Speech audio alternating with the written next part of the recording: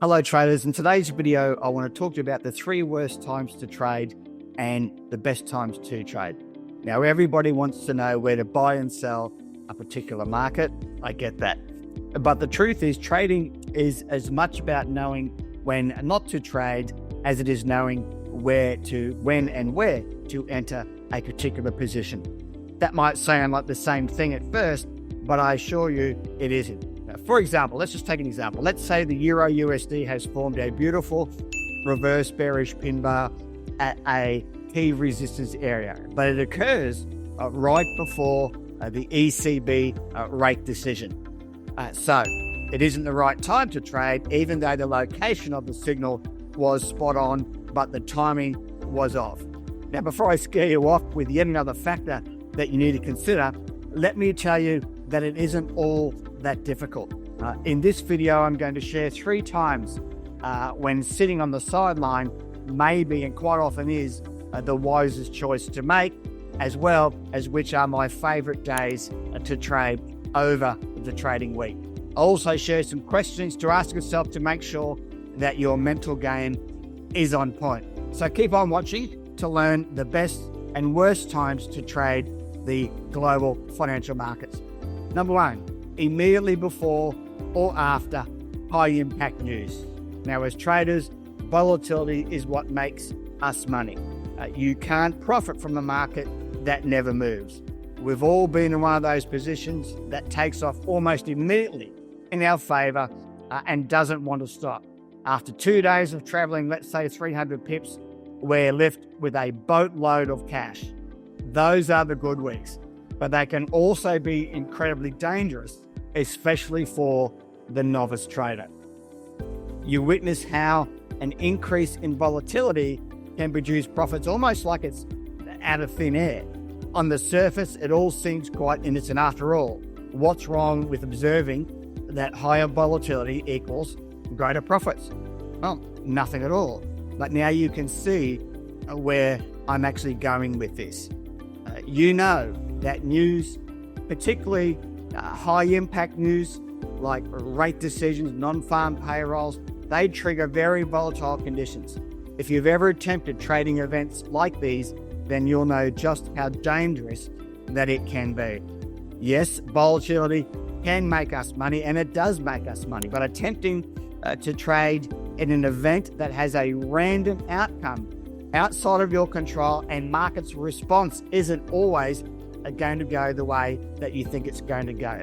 It also goes against what we do here as price action traders. Our trading edge comes from trading high probability signals that the markets generate for us on the higher time frames, namely the daily time frame. There's no edge in trading the news, full stop.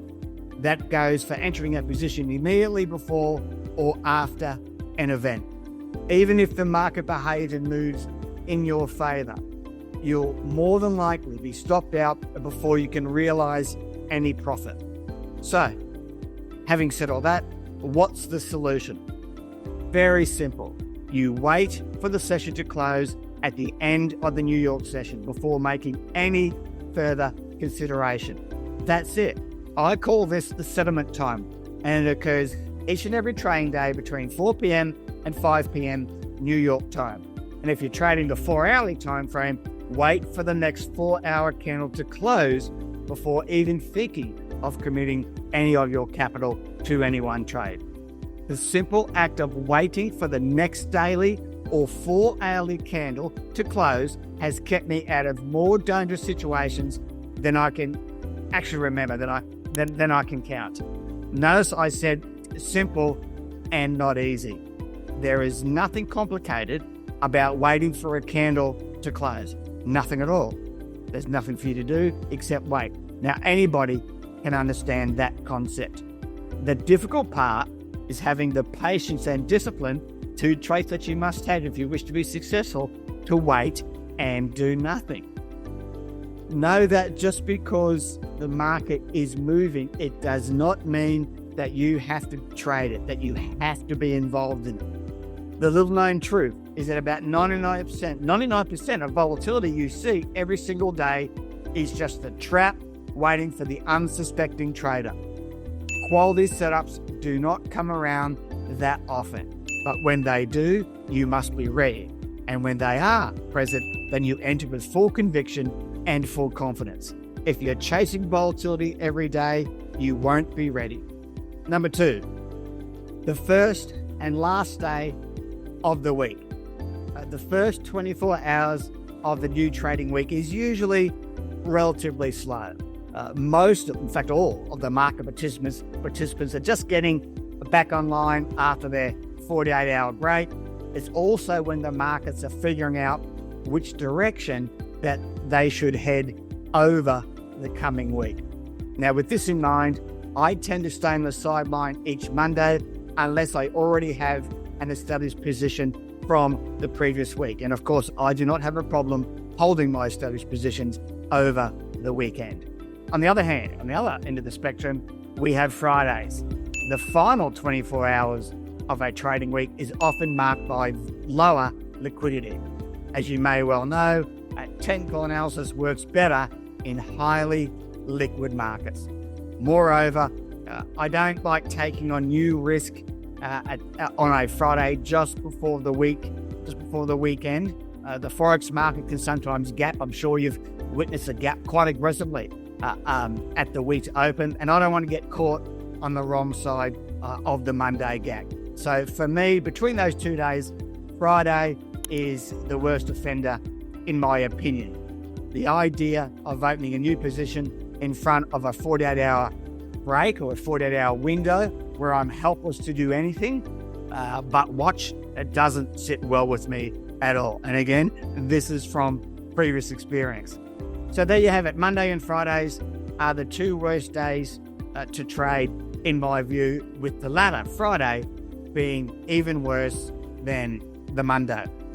By the process of elimination, you can see that I like to open new positions between Tuesday and Thursday. I have found that the best setups occur over these 3 trading days. By this time, the market participants have settled in for the week. We have some directional bias of the market. It's also far enough in the weekend to cut your losses if the market happens to move against you. To wrap up, here's how I approach this. Any quality setup that occurs between Tuesday and Thursday is fair game. I will sometimes trade on the Monday, but the setup has to be absolute top-notch, absolute top of the tree. It needs to be so good that I'd have to be crazy to pass it up. Fridays are off limits in my book. You're better off waiting until Monday to reassess the situation, to get a handle on the track of the market over that week, at the beginning of that week. That way, you don't need to worry about the market gapping against your position at the start of a new trading week. Number 3, when you aren't in the right state of mind. Now, we've all been rattled when it comes to trading. I'm sure you'd agree with me. Trading is a game of mental discipline. Anyone can learn the technical aspects. Those who can keep their emotions under control, they come out ahead. They are the winners. Now, we know what happens to those who can't. But no matter how disciplined and controlled that you become, there will always be those days. I'm sure you know the ones that I'm referring to here. Maybe you're not feeling very well, or you didn't get a good night's sleep, maybe not thinking clearly. It could be that you're too busy with other tasks which deserve your attention, means your thoughts are elsewhere for the day. Another dangerous scenario would be if you're on a losing streak. If you have lost 3 or 4 trades in a row, chances are your emotions are on high alert. Whatever the case, if you're not feeling up to the task of trading, then don't. The markets aren't going anywhere. They'll be there for you the next day, the next week, the next year, for the rest of your life. There's no rule that says you must trade on any particular day. Even if there is an A-grade setup sitting in front of you, time away from the charts may not be a bad idea. In fact, I think it's usually a great idea. It helps you immensely if you're not feeling up to the task to just not have time in front of your charts at all. And if you are experiencing a losing streak, then one of the best things you can do is take a break. Close your laptop down or your computer. Don't worry about it. Take some time off and come back, maybe risking only half your normal position size, until your confidence returns. So in summing up, guys, knowing when to trade and when not to trade, in my view, is critical as a trader. It's not something that you hear most people talk about. It will help you keep your capital safe when conditions are volatile or markets are illiquid, and capitalize when the time is right. That's what we do as traders. One of the worst times for placing trades is immediately before or after high impact news. These events range from central bank rate decisions to non-farm payrolls and on and on. By waiting for these sessions to close at 5 p.m. New York time, you avoid the chop that often occurs around these events. I would estimate that around 9% of the setups I take occur on the daily time frame. The rest happen on the 4-hourly chart. Any other time to avoid is the first, as I said, and last day of the week, Friday being the worst offender of the two. Taking on a risk ahead of the weekend is a very, very risky endeavor, and I do not encourage it. As for Mondays, markets can be indecisive as traders recover from the weekend lull. Trading is a mental game, and I would argue that it's probably 80% mindset and 20% mechanical, 20% technical. So if you aren't feeling at the top of your game, take a seat on the sideline.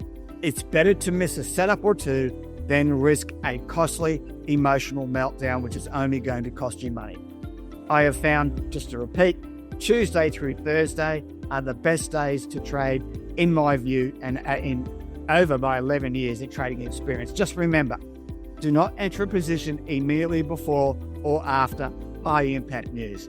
And finally, make sure your mental game is on point before you risk any of your hard-earned trading capital. So guys, I hope you've enjoyed this little video training on the best times to trade and what to avoid around trading times. Once again, this is all born out of my experience, not theory. Words don't teach, experience does. I'm sure you'd agree with me there, and I hope you have found this somewhat meaningful. Until next time, talk to you soon. Bye for now.